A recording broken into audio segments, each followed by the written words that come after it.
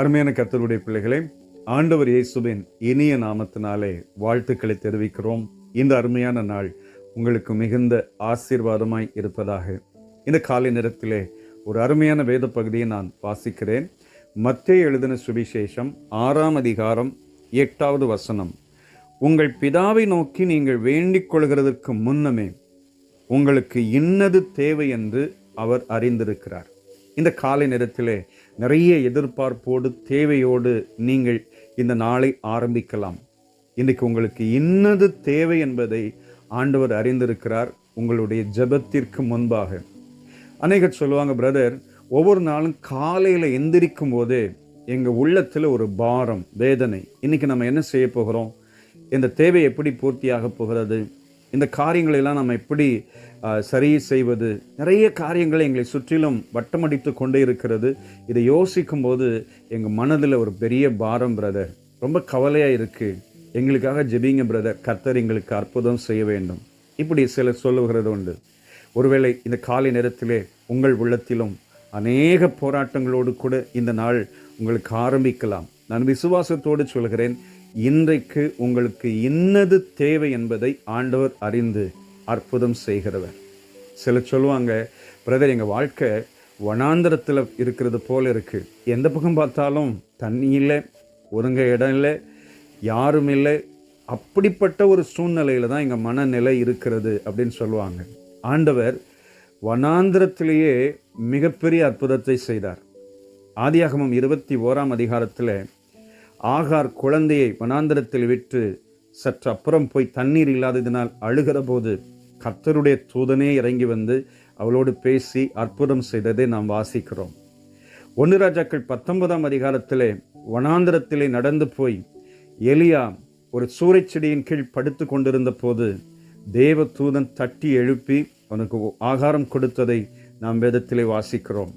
மத்தேயு 14ஆம் அதிகாரத்திலே 5 அப்பம் 2 மீன்களை வனாந்திரத்திலே ஆண்டவர் ஆசீர்வதித்து 5000 பேருக்கு ஆண்டவர் உணவளித்ததை பார்க்கிறோம். ஆண்டவர் வனாந்திரத்திலேயே அற்புதம் செய்கிறவர். அவர்களுடைய விண்ணப்பத்தை கேட்டு, ஜெபத்தை கேட்டு அதிசயங்களை நடப்பிக்கிறவர்.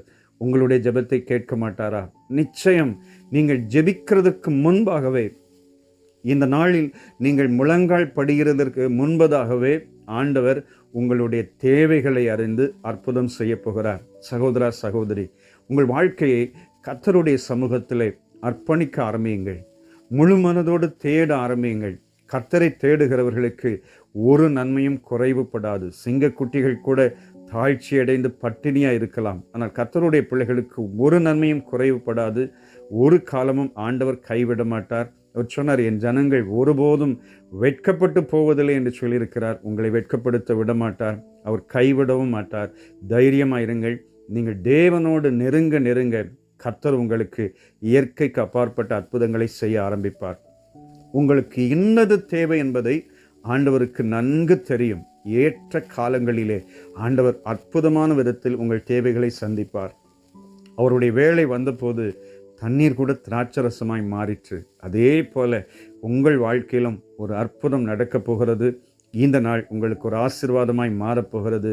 நாம் ஜெபிக்கும் போதே, நாம் ஜெபிக்கிறதுக்கு முன்பதாகவே நம்முடைய தேவைகளை அறிந்த தேவன் இன்னைக்கு அற்புதம் செய்ய போகிறார். சேர்ந்து ஜெபிக்கலாமா?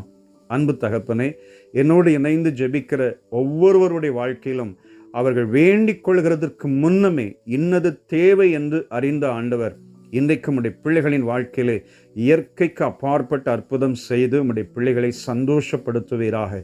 வியாதிகள் குணமடையற்றும், பலவீனங்கள் மாறற்றும், குடும்ப பிரச்சனைகள் எல்லாம் சரியாக மாறற்றும். ஆண்டவரே, எத்தனையோ வாழ்க்கையிலே கண்ணீரோடு, போராட்டத்தோடு, பலவீனத்தோடு இருக்கிறவர்கள் இன்றைக்கு விடுதலை ஆவார்களாக.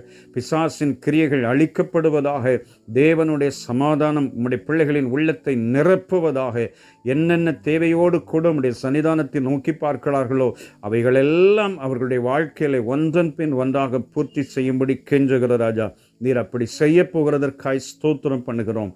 ஆண்டவரும் இரட்சகருமாகிய இயேசுவின் வல்லமை உள்ள நாமத்தில் கேட்கிறோம் பிதாவே. ஆமென், ஆமென். Praise the Lord.